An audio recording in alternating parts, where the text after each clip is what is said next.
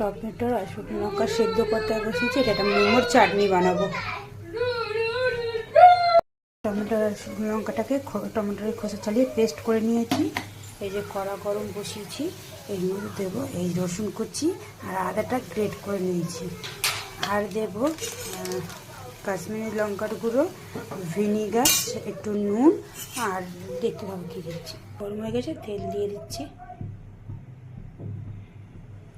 তেল গরম হয়ে গেছে, এবার দেবো রসুন।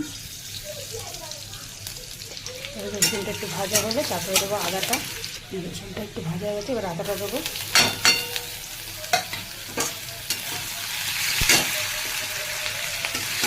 আদাটা হয়ে গেলে তারপরে সস দিয়ে দেবো, টমেটোটা দিয়ে দেবো। আদাটা হয়ে গেছে, এবারে টমেটো এটা দিয়ে দেবো।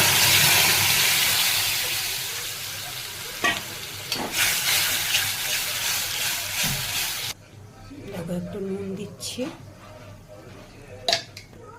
একটু চিনি দেবো,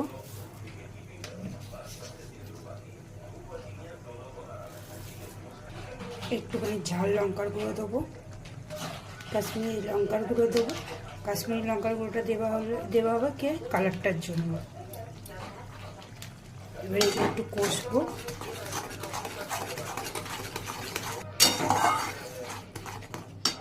এবার দেবো ভিনিগার, দেখো এতটা ভিনিগার দেবো।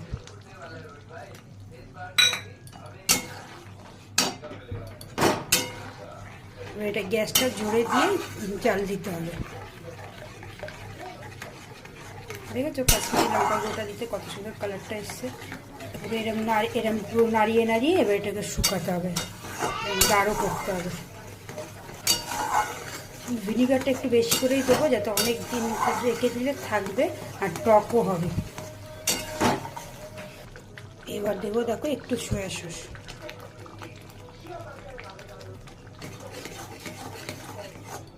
এতে কী হয় বলো তো, এটা তুমি এখন 2 সপ্তাহ মতন এয়ারটাইট কন্টেনারে রেখে 2 সপ্তাহ মতন ফ্রিজে স্টোর করে রাখতে পারবে।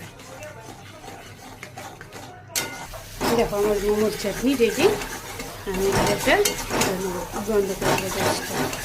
দেখো আমার এই ডিব্বার এই যে এতটা হয়েছে, এক ডিব্বার একটু কম হয়েছে। এই আমি এয়ারটাইট ডিব্বায় রেখে এটা আমি ফ্রিজে রেখে দেবো। অন্তত আমি এখন 2 সপ্তাহ আমি এটা ফ্রিজে রেখে খেতে পারবো। জানিও আমার রেসিপিটা কেমনি হয়েছে।